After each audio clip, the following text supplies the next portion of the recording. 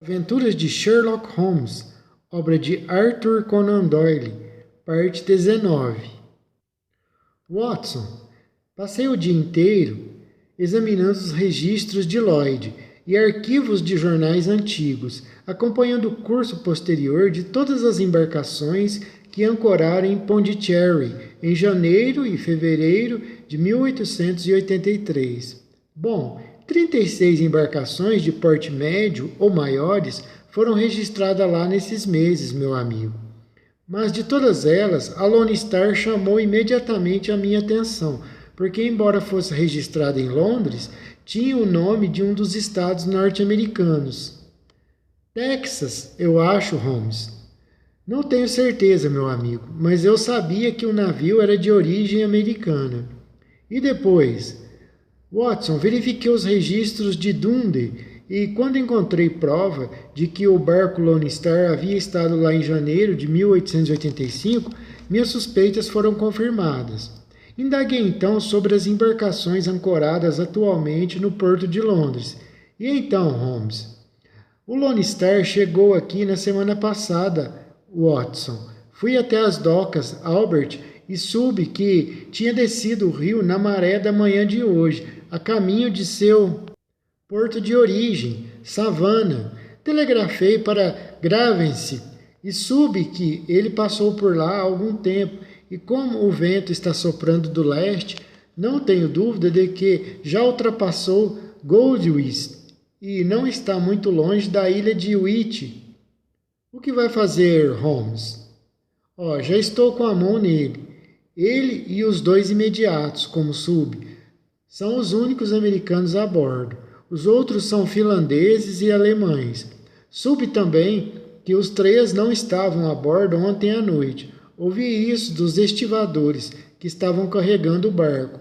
Quando o veleiro chegar a Savannah, o barco do correio já terá chegado com a carta e o telegrama terá informado a polícia de Savannah que esses três cavalheiros estão sendo procurados pela polícia daqui por uma acusação de assassinato. Mas sempre há uma falha nos menores planos dos homens, e os assassinos do jovem John Oppenheim nunca iriam receber os caroços de laranja que lhes mostraria que outra pessoa tão astuciosa e resoluta quanto eles estava em seu encalço. Os ventos equinociais aquele ano foram muito fortes e de longa duração. Esperamos durante muito tempo por notícias do Lone Star, de Savannah, sem ouvirmos nada. Finalmente soubemos que em algum ponto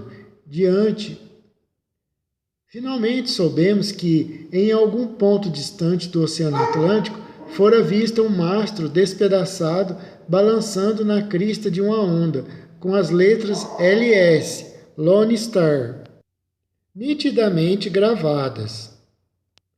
E isso é tudo que poderemos saber sobre o destino do Lone Star.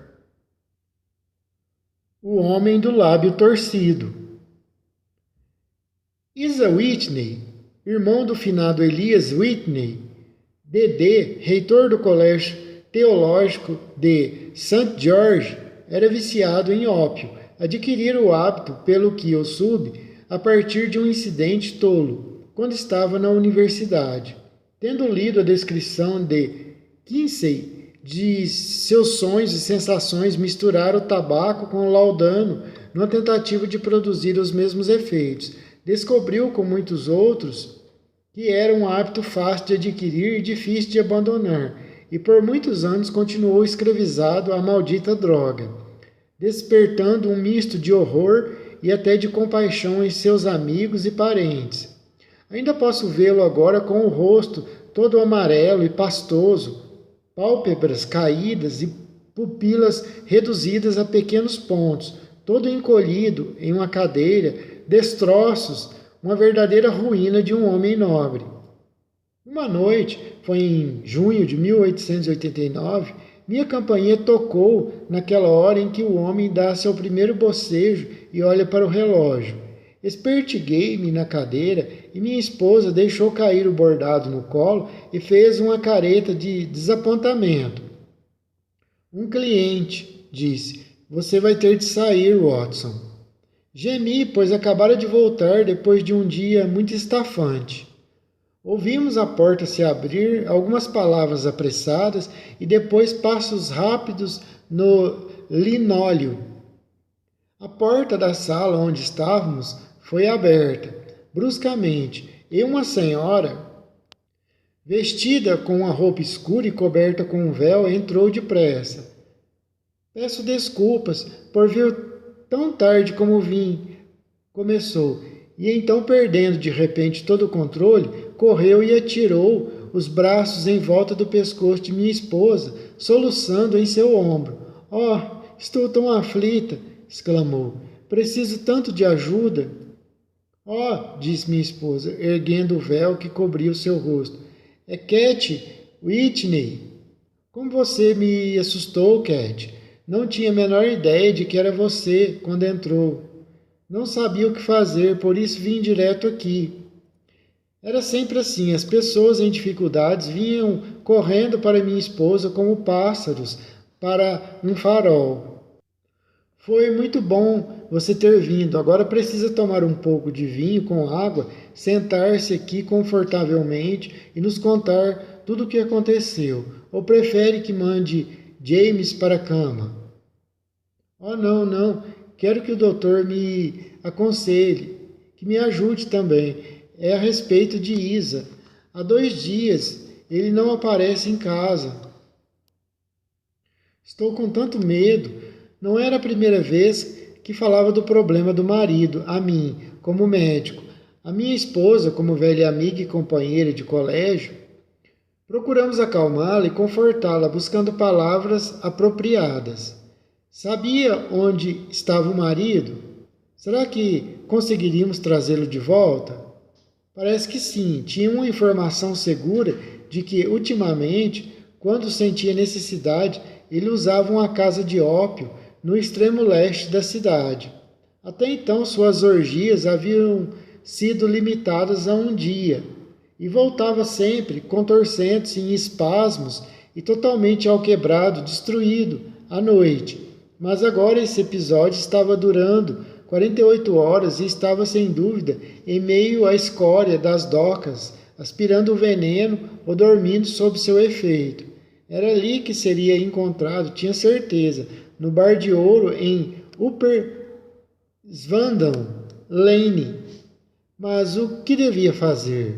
Como podia ela, uma mulher jovem e tímida, entrar num local como esse e arrancar o marido dos desordeiros que o cercavam? Aí estava a questão, e naturalmente só havia uma saída. Será que eu não poderia acompanhá-la até esse lugar? E pensando bem, por que era preciso que ela fosse até lá? Eu era médico de Whitney e, como tal, tinha certa influência sobre ele. Seria melhor que eu fosse sozinho. Dei-lhe minha palavra de que o mandaria para casa em um carro de aluguel dentro de 2 horas, se ele estivesse realmente no endereço que ela me dera. E assim, em 10 minutos, deixei minha poltrona confortável, minha esposa e minha sala alegre, e me vi em um carro de aluguel numa missão estranha, como me pareceu na ocasião, embora só o futuro pudesse demonstrar como seria estranha. Não encontrei nenhuma dificuldade na primeira etapa de minha aventura.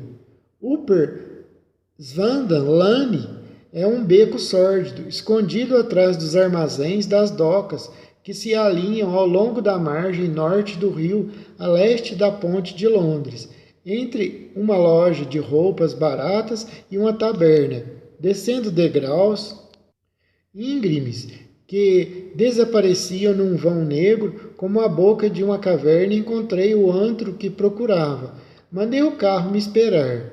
Desci os degraus gastos, no meio pelo tráfego contínuo de pés bêbados, e à luz de uma lâmpada a óleo colocada sobre a porta, achei a fechadura e entrei em um quarto de teto baixo, longo e estreito, cheio de fumaça parda e espessa, de ópio, e com beliches de madeira, junto às paredes, como o castelo de proa de um navio de migrantes. Através da penumbra, podia-se vislumbrar com dificuldade corpos deitados em poses fantasticamente estranhas, ombros encolhidos, joelhos dobrados, cabeças jogadas para trás e queixos apontando para o teto, e aqui e ali um olho escuro embaçado virado para o recém-chegado. Dentro das negras sombras brilhavam pequenos círculos vermelhos, ora vivos, ora fracos, à medida que o veneno ardia ou ia se apagando no bojo dos cachimbos de metal. Homens em pele e osso, de tanto usarem aquela droga maldita. A maioria estava silenciosa, mas alguns resmungavam para si mesmos e outros falavam entre si em voz baixa e monótona, a conversa vindo em rojões e de repente terminando em silêncio, cada um balbuciando seus próprios pensamentos desconexos e não prestando atenção às palavras do vizinho. Lá no fundo havia um fogareiro com carvão em brasa, junto ao qual estava sentado um velho alto e magro em um banquinho de 3 pés, com o queixo apoiado nas mãos e os cotovelos descansando nos joelhos, contemplando o fogo. Quando eu entrei, um empregado malaio de tez escura correu para mim com um cachimbo e uma dose da droga maldita, apontando para uma cama vazia. Está louco? Obrigado, não vim aqui para isso, disse. Há um amigo meu aqui, o Sr. Isa Whitney, e quero falar com ele. Houve um movimento e uma exclamação à minha direita, e tentando vencer a penumbra, vi Whitney, pálido, abatido, sujo, olhando fixamente para mim como um louco. Meu Deus, é o Watson, disse. Estava em petição de miséria, com todos os nervos em espasmo. Diga-me, Watson, que horas são? São quase 11 da noite, Whitney. De que dia? Sexta-feira, 19 de junho. Céus, pensei que fosse quarta-feira. E quarta-feira, eu sei. Por que está me assustando assim, Watson? É quarta-feira, tenho certeza. Escondeu o rosto nos braços e começou a soluçar. Estou lhe dizendo, Whitney, é sexta-feira hoje, homem. Sua mulher está à sua procura, sua espera há 2 dias. Devia estar envergonhado de si mesmo. Eu estou, mas você está errado, Watson. Estou aqui há apenas algumas horas. 3 cachimbos, 4 talvez, não me lembro quantos, mas vou para casa com você. Não quero amedrontar Kate. Pobre Kate, dê-me a mão. Você está de carro? Me ajude. Sim, tenho um à espera. Então vou nele, vou. Mas devo alguma coisa aqui. Algo eu devo. Veja quanto devo, Watson. Não estou bem, não posso fazer nada sozinho.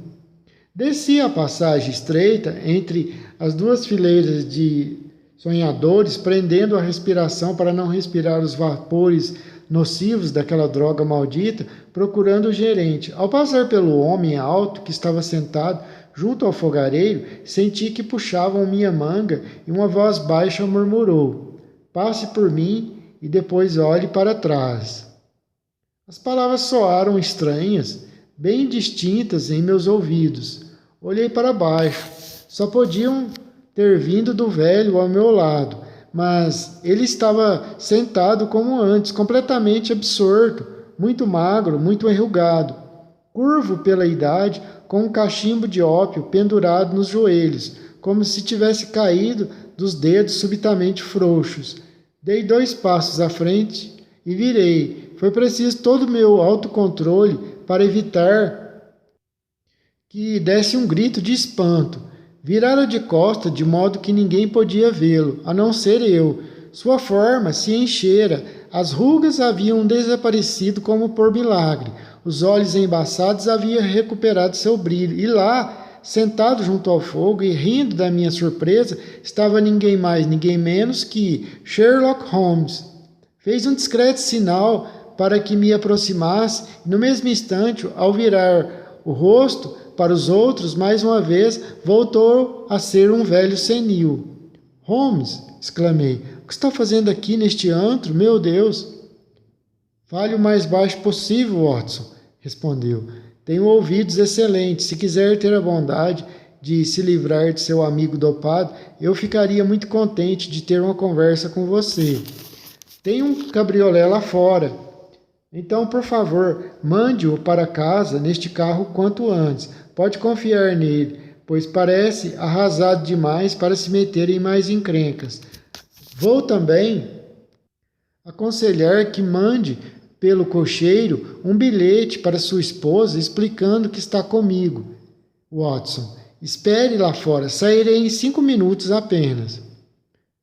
Era muito difícil recusar qualquer coisa vinda de Sherlock Holmes, pois seus pedidos eram sempre muito precisos e apresentados com um ar tranquilo de domínio. Mas achei que, depois que Whitney estivesse dentro do carro, minha missão estaria praticamente cumprida, acabada. Quanto ao resto, não poderia querer coisa melhor que me associar a meu melhor amigo em uma dessas suas aventuras singulares que eram a condição normal de sua existência. Vivia metido em aventuras. Em poucos minutos escrevi meu bilhete, paguei a conta de Whitney, levei-o até o carro, que vi desaparecer na escuridão. Em pouco tempo, uma figura decrépita saiu do antro de ópio e eu descia a rua ao lado de Sherlock Holmes.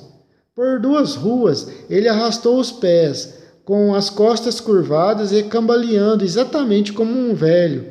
Então, olhando rapidamente em volta, se endireitou-se e deu uma boa gargalhada. Suponho, Watson, disse, que está imaginando que acrescentei o vício de fumar ópio.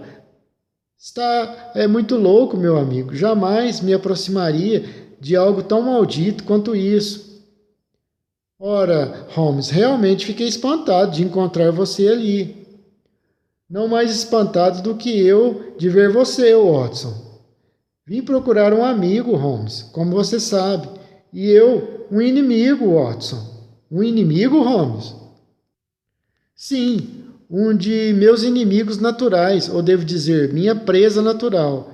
Em resumo, Watson, estou no meio de uma investigação realmente notável. Esperava encontrar algum indício nas digressões incoerentes desses drogados, como já fiz antes.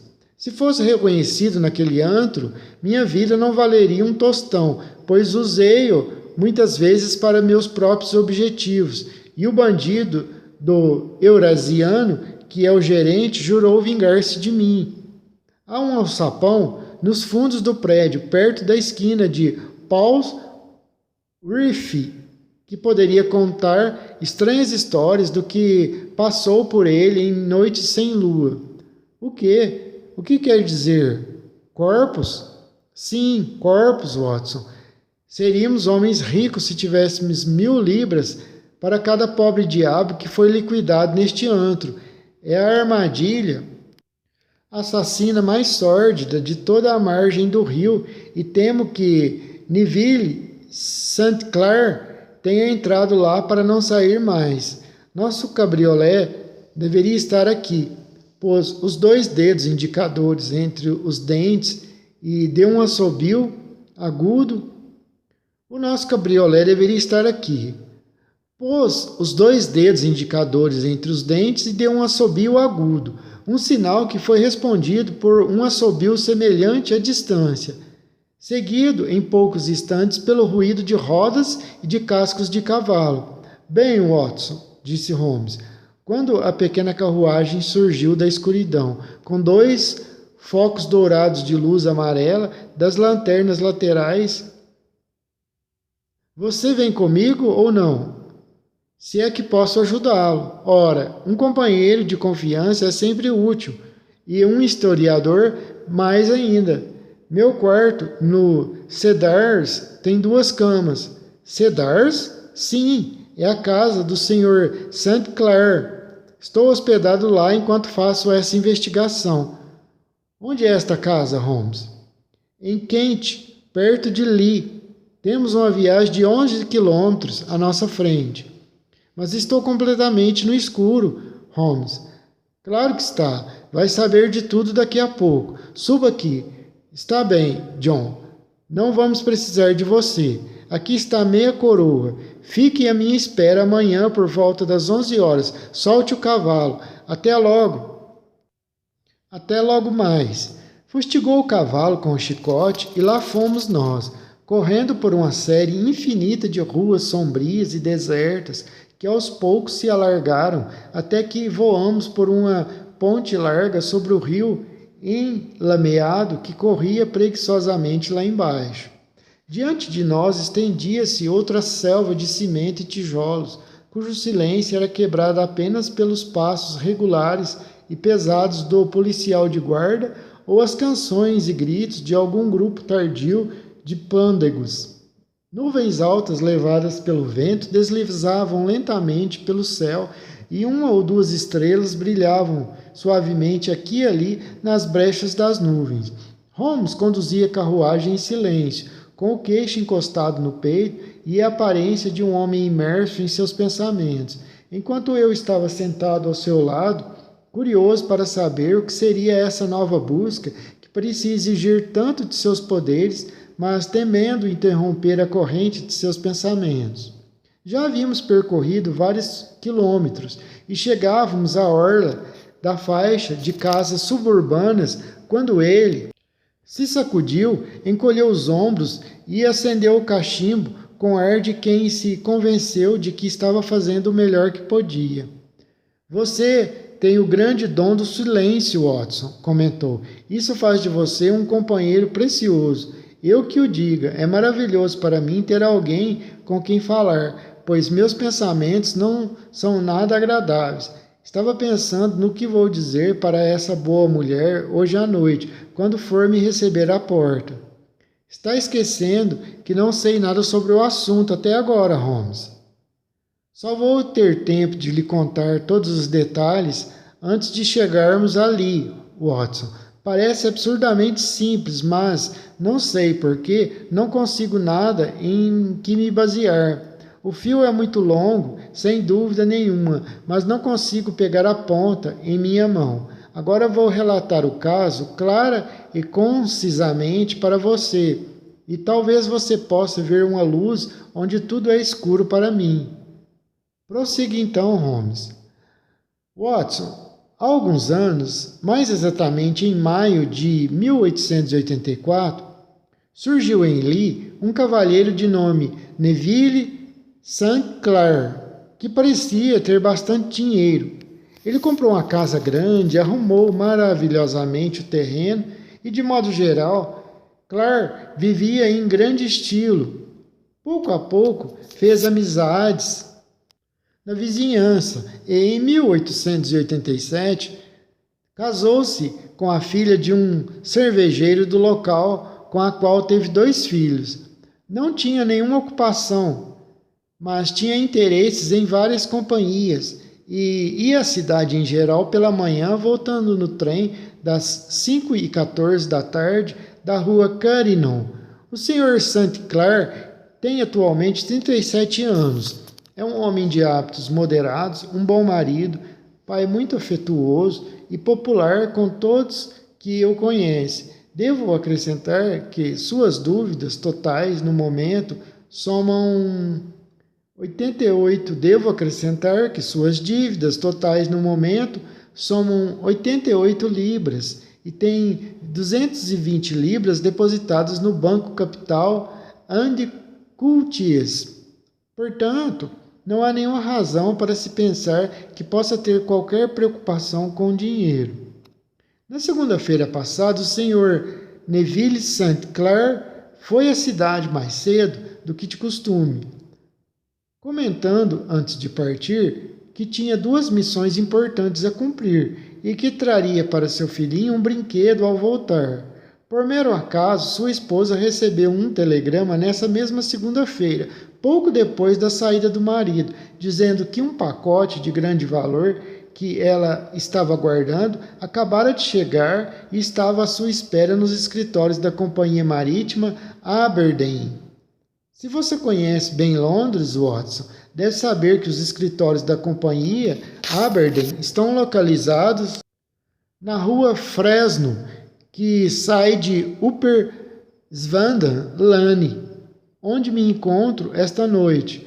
A senhorita St. Clair almoçou, foi à cidade, fez algumas compras, foi até os escritórios da companhia, pegou seu pacote exatamente às 4h35, seguia por Svandan Lane e a caminho da estação. Está me acompanhando até agora, Watson? Claro, meu amigo, está tudo muito claro. Pode continuar. Se é que você se lembra, segunda-feira foi um dia excepcionalmente quente e a senhorita St. Clair andava devagar, olhando em volta na esperança de ver um carro de aluguel, pois não gostava do lugar em que estava. Enquanto andava assim por Svandan Lane, ouviu de repente uma exclamação ou um grito. Ficou estupefata ao ver o marido olhando para ela e parecendo fazer-lhe um sinal de uma janela de um segundo andar. A janela estava aberta e ela viu com clareza o rosto do marido, que descreveu como terrivelmente agitado. Ele acenou freneticamente e depois desapareceu da janela tão de repente que parecia ter sido puxado para trás por alguma força irresistível. Um detalhe esquisito que ficou registrado em seu vivo olho feminino foi que, embora ele estivesse com um casaco escuro, como o que usava quando saíra de casa, não tinha nem colarinho nem gravata. Convencida de que havia alguma coisa muito errada com ele, desceu os degraus correndo, pois a casa era exatamente o antro de ópio, onde você me encontrou hoje, e, irrompendo pela porta, tentou subir as escadas que levavam ao primeiro andar. Ao pé das escadas, entretanto, encontrou esse bandido eurasiano de quem lhe falei mais cedo, que a empurrou para trás e, ajudado por um dinamarquês, que é seu assistente, jogou-a na rua de volta. Cheia de dúvidas e receios e enlouquecedores, ela saiu correndo e, por sorte, encontrou na rua Fresno vários policiais com um inspetor, todos a caminho de suas rondas. O inspetor e 2 policiais a acompanharam de volta e, apesar da resistência do proprietário, foram até o quarto onde a senhorita Claire havia sido vista e foi até o quarto onde o senhor Claire havia sido visto pela última vez. Porém, não havia sinal dele. Na verdade, em todo o andar não havia ninguém, exceto um desgraçado aleijado, de aspecto horrível, que, ao que parecia, morava lá. Tanto ele quanto o eurasiano juraram que ninguém estivera no quarto da frente aquela tarde. Suas negativas foram tão enfáticas que o inspetor ficou desconcertado e chegou a acreditar que a senhorita Claire tivesse se enganado, quando, com um grito, ela se atirou sobre uma pequena caixa de madeira que estava na mesa e arrancou a tampa. Dentro estava o brinquedo que seu marido havia prometido ao filho. Essa descoberta e a confusão evidente do aleijado fizeram o inspetor compreender que o assunto era estranho de verdade e grave. Os quartos foram examinados cuidadosamente, os 4 quartos, e os resultados apontavam para um crime abominável. O quarto da frente estava mobiliado com simplicidade, como uma sala de estar, e se comunicava com um pequeno quarto de dormir que dava para os fundos de uma das docas. Entre a doca e a janela do quarto de dormir havia uma faixa de terra estreita que fica seca quando a maré está baixa, mas é coberta na maré alta por, no mínimo, 1,50 m de água. A janela do quarto era larga e abria por baixo. Fazendo um exame, encontraram vestígios de sangue no peitoril da janela e várias gotas espalhadas no chão de madeira do quarto. Jogadas atrás de uma cortina, no quarto da frente, estavam todas as roupas do Sr. Neville St. Clair, com exceção do casaco, as botas, as meias, o chapéu e o relógio. Estava tudo lá. Não havia sinal de violência em nenhuma das peças de roupa, e não havia vestígio do Sr. Neville St. Clair. Aparentemente só poderia ter escapado pela janela, pois não descobriram outra saída do quarto e as manchas de sangue no peitoril não eram muito promissoras, caso tivesse tentado se salvar a nado, pois a maré estava no auge no momento da tragédia. E agora vamos aos vilões, que pareciam estar envolvidos no assunto desde o início. O nativo das Índias Orientais, o eurasiano, era homem de péssimos antecedentes, mas como pela narrativa da senhorita St. Clair, sabia-se que ele estava ao pé da escada poucos segundos depois de seu marido ter aparecido à janela. Não podia, portanto, ter sido mais que um simples cúmplice. Defendeu-se, afirmando completa ignorância e garantindo que nada sabia sobre os atos de Hugh Bone, seu inquilino, e que não podia explicar de maneira nenhuma a presença das roupas do cavalheiro desaparecido. E nada mais sobre o gerente oriental. Agora vamos ao aleijado sinistro que mora no segundo andar do antro de ópio e que certamente foi a última pessoa a ver Neville St. Clair. Seu nome é Hugh Bone e seu rosto medonho é conhecido por todos que frequentam a cidade. É mendigo profissional, embora finja ser vendedor de fósforos de cera a fim de evitar os regulamentos da polícia. A certa altura da rua Threadneedle, do lado esquerdo, há, como talvez você tenha observado, um pequeno ângulo na parede. É ali que a criatura se senta todos os dias de pernas cruzadas, com o pequeno estoque de fósforos no colo. E, como é um espetáculo digno de pena, uma pequena chuva de moedas cai no boné de couro sujo que fica no chão à sua frente. Já observei esse camarada mais de uma vez antes de imaginar sequer conhecê-lo profissionalmente e sempre fiquei surpreso com o que consegue acumular em pouco tempo, Watson. Sua aparência é tão estranha, extraordinária, que ninguém pode passar por ele sem olhá-lo. Uma cabeleira cor de laranja, um rosto pálido, desfigurado por uma medonha cicatriz que, ao se contrair, repuxou o lábio superior, um queixo de bulldog e um par de olhos escuros, muito penetrantes, que fazem um contraste singular com a cor dos cabelos. Tudo isso o destaca da multidão comum de mendigos, como também seu espírito humorístico, pois está sempre pronto a fazer uma gracinha, a responder a qualquer brincadeira que algum transeunte faça com ele. É esse homem que agora sabemos que morava no antro de ópio e que foi a última pessoa a ver o cavalheiro Neville St. Clair que estamos procurando, Watson. Holmes, mas um aleijado? Comentei. O que poderia fazer um aleijado sozinho contra um homem na flor da idade? É aleijado apenas porque manca quando anda, Watson, mas em geral parece ser um homem forte e bem nutrido. Sem dúvida, seus conhecimentos de medicina, Watson, prova que a fraqueza de um membro muitas vezes é compensada por uma força excepcional nos outros membros. Por favor, continue a história. A senhorita Claire desmaiou quando viu o sangue no peitoril da janela e foi levada até sua casa de carro pela polícia, já que sua presença em nada ajudaria nas investigações.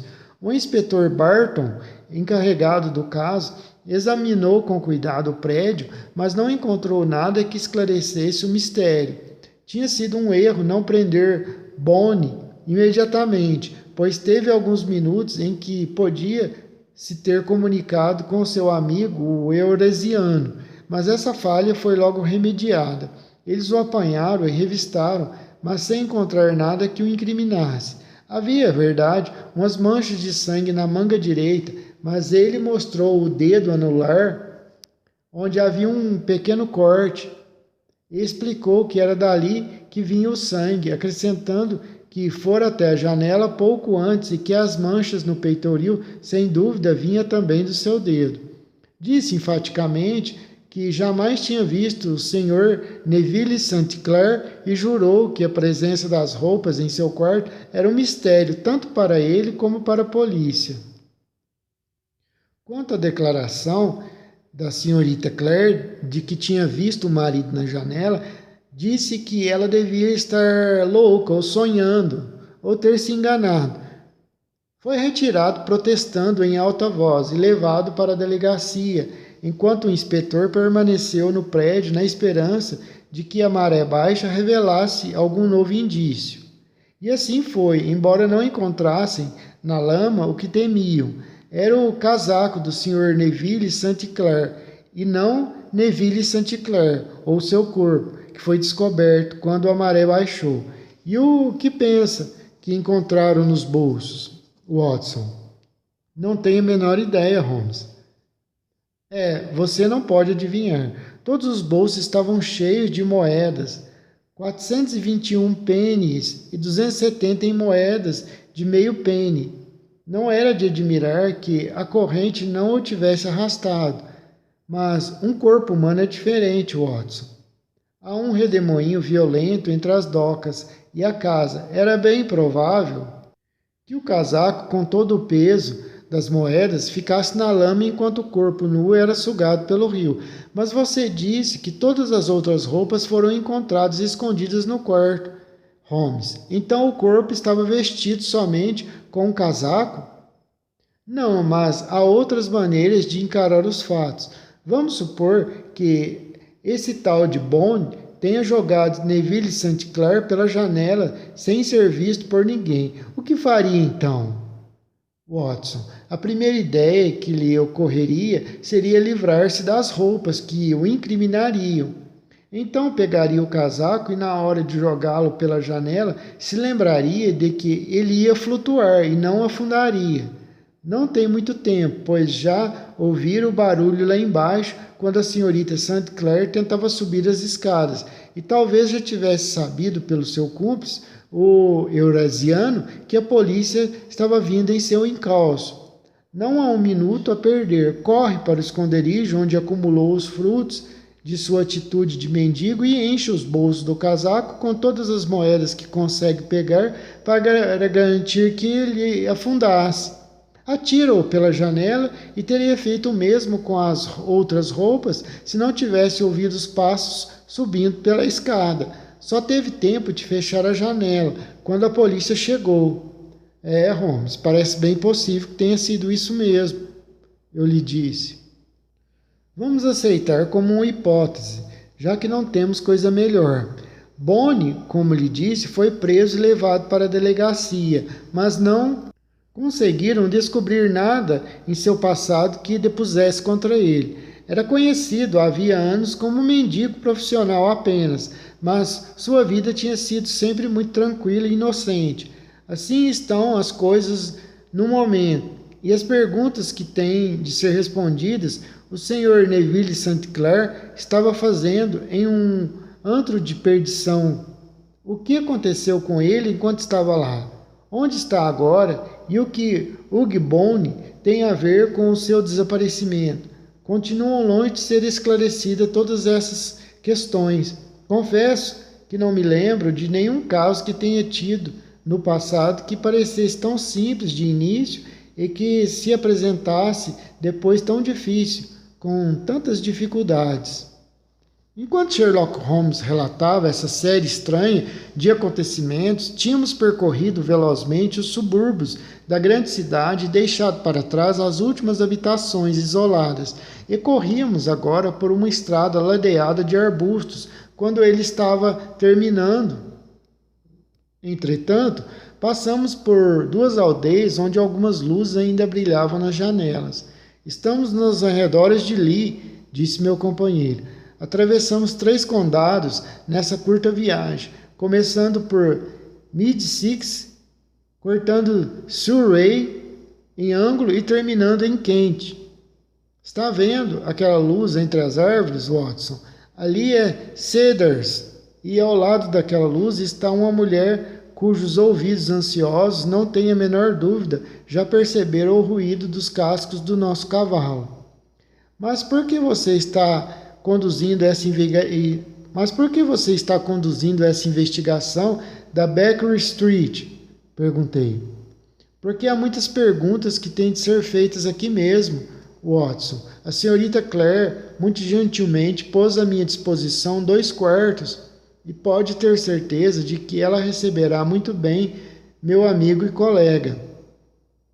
Detesto encontrá-la Watson, sem ter nenhuma notícia do marido. Aqui estamos. Parece diante de uma casa grande.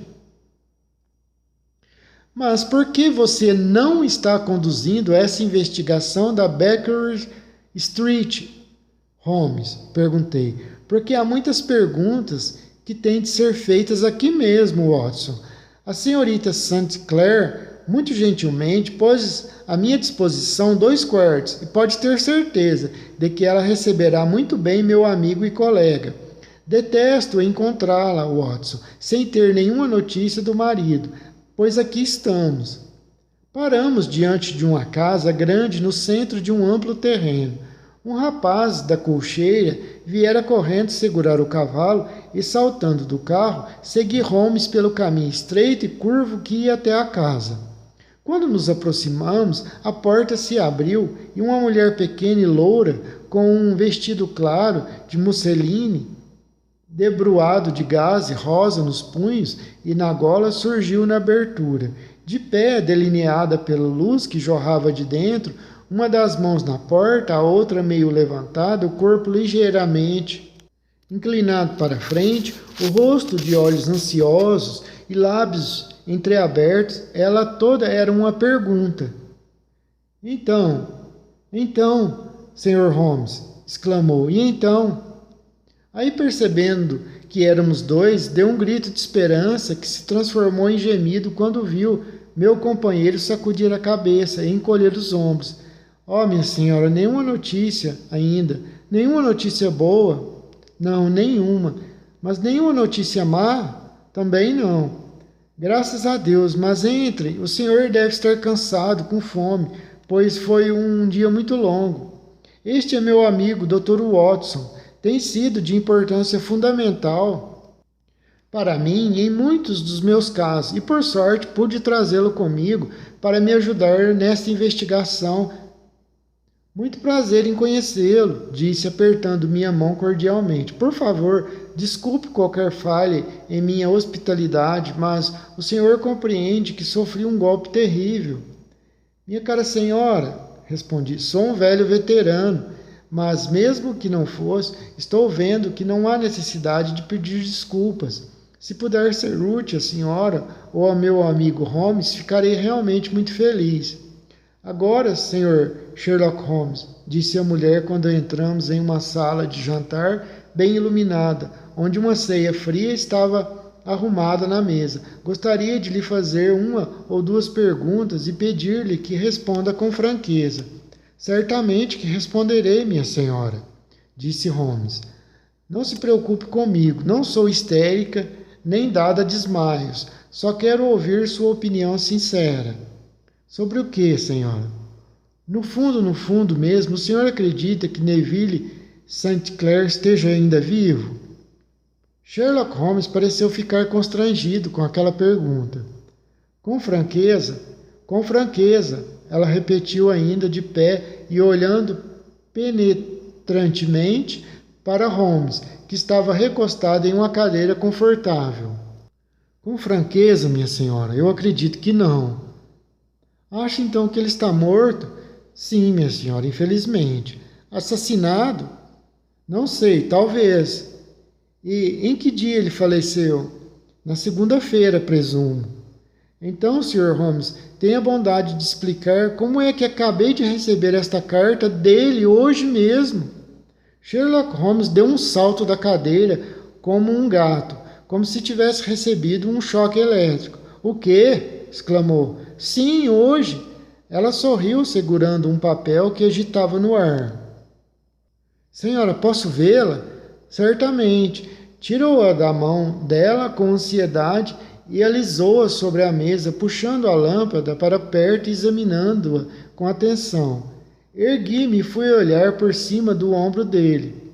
O envelope era de papel barato e tinha o carimbo de Gravesend, datado daquele mesmo dia, ou melhor, do dia anterior, pois já passava da meia-noite. Que caligrafia grosseira, murmurou Holmes. Claro que essa não é a letra de seu marido. Não, mas o que está dentro é.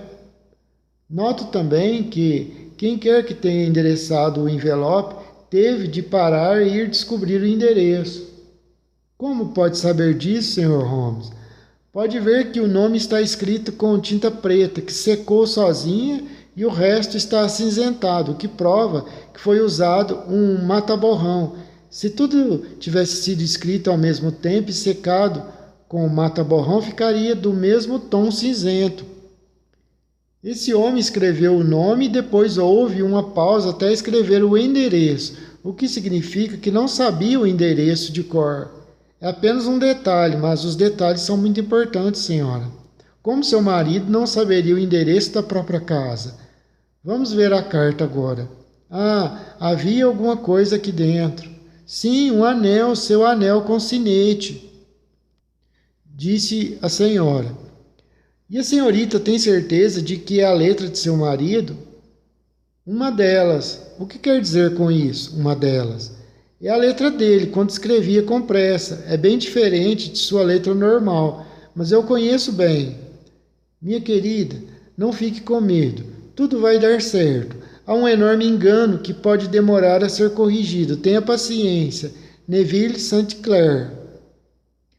Escrito a lápis em uma folha de caderno, em oitavo, nenhuma marca no papel. Posta no correio hoje em Gravesend, por um homem com o polegar sujo. A aba foi colada, se não me engano, por alguém que estava mascando fumo. Não tenho dúvida nenhuma de que é a letra de seu marido, minha senhora. Nenhuma. Neville escreveu esse bilhete, Sr. Holmes. E foi posto no correio hoje em Gravesend. Bem, senhorita Claire, as nuvens estão mais leves, embora não ouse dizer que tenha passado o perigo. Mas ele tem de estar vivo, Sr. Holmes. A não ser que tenham falsificado sua letra para nos botar na pista errada, senhora. O anel, afinal de contas, não prova coisa alguma. Pode ter sido tirado do seu dedo. Não, é a letra dele, tenho certeza, disse a senhora esperançosa. Muito bem, mas o bilhete pode ter sido escrito na segunda-feira e posto no correio só hoje. Isso pode ser. Se for assim, muita coisa pode ter acontecido de lá para cá. O senhor não deve me desanimar. O senhor não deve me desanimar, Sr. Holmes. Sei que está tudo bem com ele. Há uma compreensão tão grande entre nós que eu saberia se algum mal lhe tivesse acontecido. No mesmo dia em que o vi pela última vez, ele se cortou no quarto e, embora eu estivesse na sala de jantar, fui correndo lá para cima, pois tive certeza de que havia acontecido alguma coisa. Então, acha que eu teria essa reação por uma coisa tão insignificante e iria ignorar sua morte? Jamais, minha senhora, e minha experiência é grande demais para negar que a impressão de uma mulher pode ser muito mais valiosa que as conclusões de um raciocinador analítico.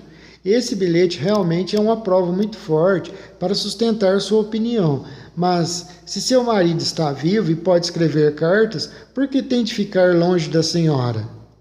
Não posso imaginar o motivo, mas tenho para mim que é algo muito grave, Sr. Holmes. E na segunda-feira não disse nada antes de sair, senhora? Não. E a senhora ficou surpresa de vê-lo em Swandam Lane? Muito. A janela estava aberta? Sim. Então ele podia ter chamado a senhora. Podia. Mas, no entanto, pelo que eu entendi, ele só deu um grito indistinto. Sim, Sr. Holmes. Um pedido de socorro foi o que a senhora pensou. Sim, e acenou com as mãos. Mas poderia ter sido um grito de espanto. A surpresa de ver a senhora inesperadamente poderia tê-lo feito erguer as mãos. É possível. E a senhora acha que ele foi puxado para trás? Ele desapareceu tão de repente, Sr. Holmes. Poderia ter saltado para trás? A senhora não viu mais ninguém no quarto? Não, mas aquele homem horrível confessou que estava lá, e o eurasiano estava ao pé da escada. Exatamente, seu marido, pelo que pôde ver, vestia suas roupas comuns. Sim, mas sem o colarinho e a gravata. Vi nitidamente a camisa aberta no pescoço. Ele já havia falado algum dia em Svandan Lane? Nunca.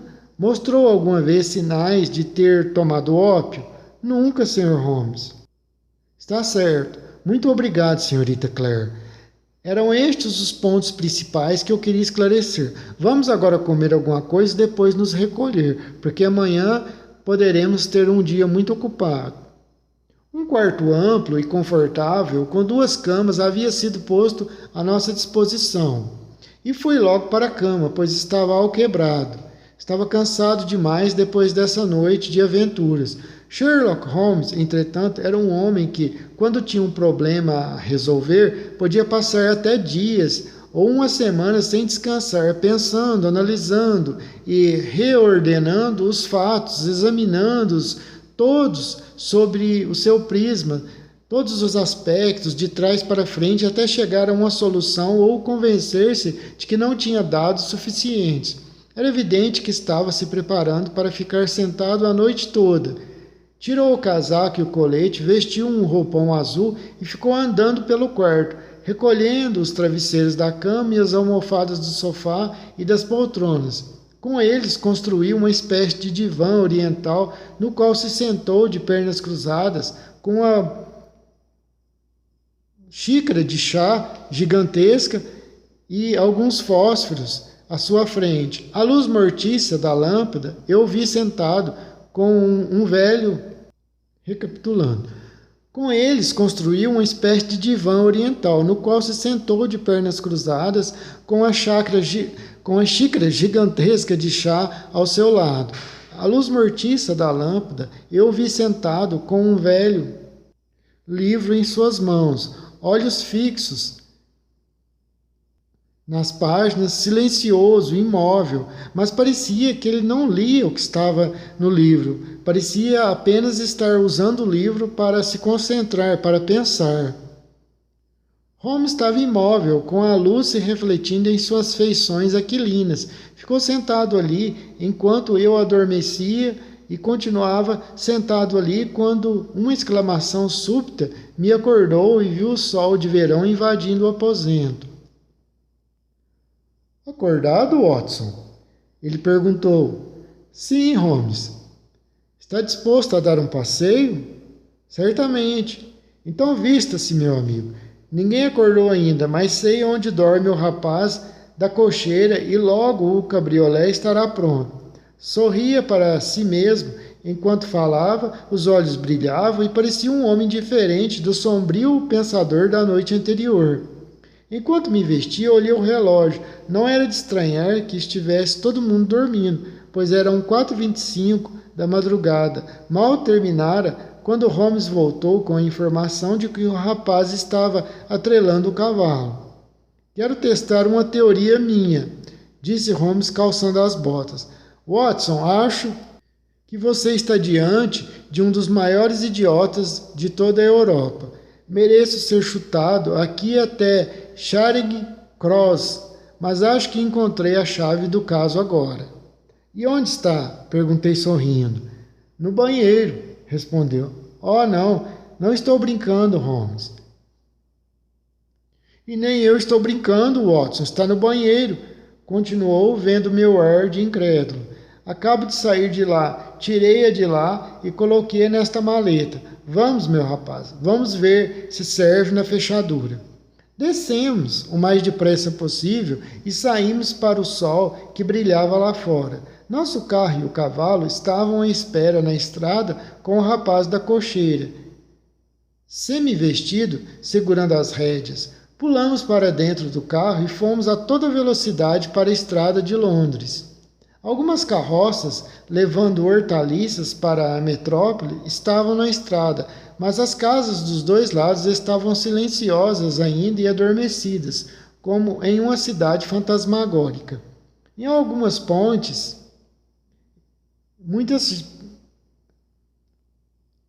em alguns pontos, este caso é muito singular, disse Holmes, chicoteando o cavalo. Confesso que estava completamente cego, Watson, mas é melhor ser sábio tarde do que nunca.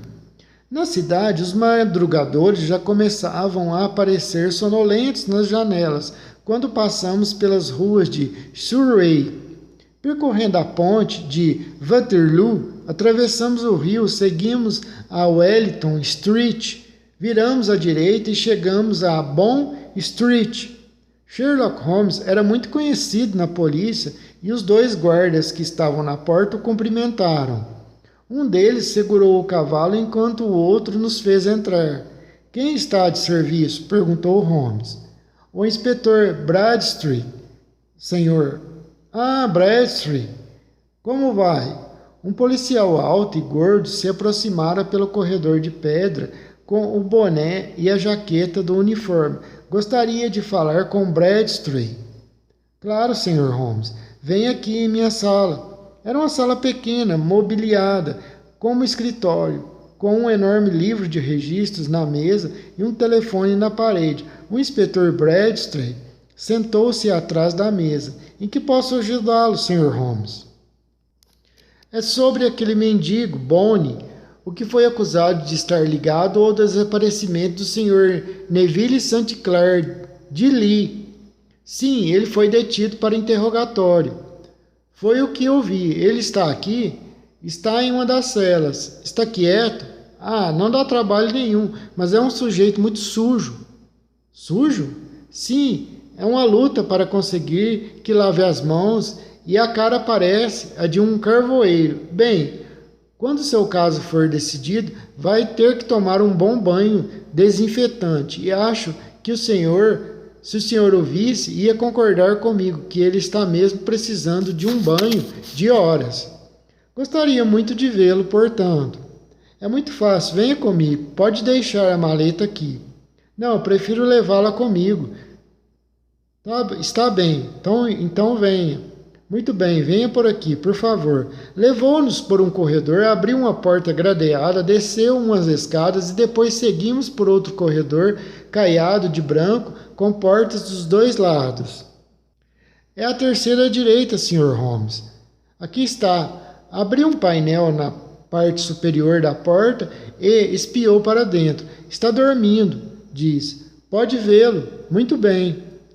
Nós dois olhamos pela grade. O prisioneiro estava deitado, com o rosto virado para nós, dormindo um sono pesado, respirando lenta e profundamente. Era um homem de estatura média, vestido com roupas grosseiras, como convinha sua profissão de mendigo, com uma camisa colorida saindo pelo rasgão do casaco esfarrapado.